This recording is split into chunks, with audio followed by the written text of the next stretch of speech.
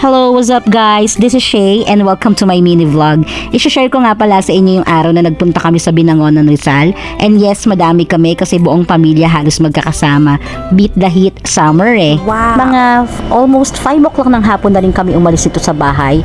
At yung biyahe namin parang inabot ng 1.5 hours. Kasama na rin yung medyo slight na traffic. So, nandito na nga pala kami sa entrance ng resort. Nakapasok na kami. Tapos, binababa na namin dito yung mga gamit naming dala. Bukod sa madaming pagkain na baon, syempre yung mga gamit namin pang swimming. At yun nga, pagkatapos namin ibigay yung full payment doon sa nagbabantay ng resort, pumasok na nga pala kami. At ito yung makikita nyo pagpasok, yung pool agad nila. At makikita mo na talagang malinis at naabutan pa nga namin na nililinis ni Kuya, yung nagbabantay ng pool. Share ko lang guys, ang ganda ng place, malinis siya at nature vibe talaga. Ang daming puno at maraming halaman sa paligid. And at the same time talagang maaliwalas yung paligid bukod sa dagdag pa yung marami nilang ilaw na talaga namang nakakabuhay ng itsura ng resort. So ayan, papakita ko muna sa inyo yung surroundings. Pagpasok nyo, makikita nyo nga yung pool.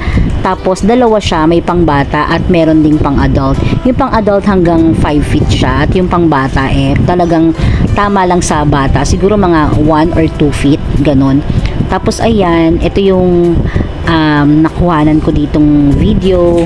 Paikot, yan, puro halaman. Very green talaga yung surroundings at talagang nature vibe.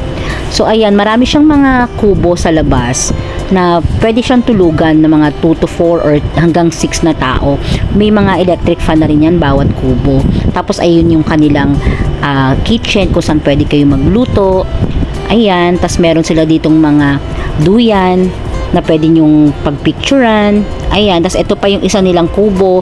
Sobrang ganda ng ilaw guys at very clean, instagrammable siya talaga, as in ang ganda magpicture. Tas ito yung pinaka parang tanggapan nila, which is andito na yung parang kitchen din nila sa loob. Kompleto na rin sila ng gamit dito. Tapos, ayan, pwede kayo dyan kumain. May dining table. Andito na rin yung mga iba nilang utensils. May ref sila rito. Meron silang water dispenser. And at the same time, talagang dito kayo pwedeng mag-bonding kasi meron silang video. Okay, ayan. Tapos, umakyat naman tayo dito sa taas. Ayan, pagkita nyo dito, may makikita kayong hagdanan papunta dun sa kwarto sa taas. Guys, isa lang yung kwarto niya, pero maraming pwedeng tulugan kasi may mga foam siya dyan. So, ito yung pintuan. Pag-akyat mo, tapos, pag akit mo dyan, makikita mo may mga kanya-kanyang foam dyan. Ang ganda guys kasi pwede kayong tabi-tabi kayong matulog. Tapos air condition na rin siya. So, parang 4 yung bed dyan. Tapos meron din sila ditong sofa bed. Ayan. Yun lang guys. Tapos ito yung itsura ng hagdanan niya pababa. Ayun na nga, kinabukasan, diba? Syempre, nag-umaga na. Mas makikita mo at mas, alam mo yun, ma-appreciate mo yung itsura ng paligid. Talagang napakaganda, malinis, nature vibe, napakaaliwalas.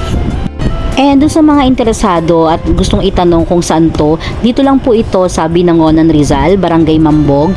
And yung FB page po niya, ilalagay ko na lang po dito, Zen Villa. Mag-inquire na lang po kayo about sa ibang details na gusto nyong malaman.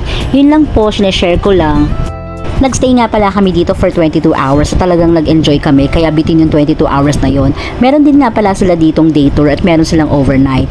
Ayun guys. So I hope you guys enjoy my vlog and see you on the next one. Thank you so much for watching. Bye!